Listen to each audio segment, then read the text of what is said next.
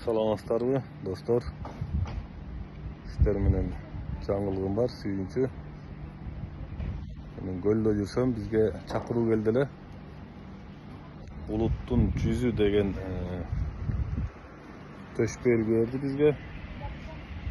Көлгө келгенине байланыштуу. Көлдө жүргөнүмө байланыштуу азыр алып кетип атам. Атайын официалдуу иш-чарага жетишип келе албай калдым. Бул значок экен. Бул күбөлүгү. Кече ушул жактан официалдуу тапшыруу болуптур. Азыр чалып мен алып кетип жатам сыйлыкту. Мамлекетибизге рахмат. Бар болуңуздар.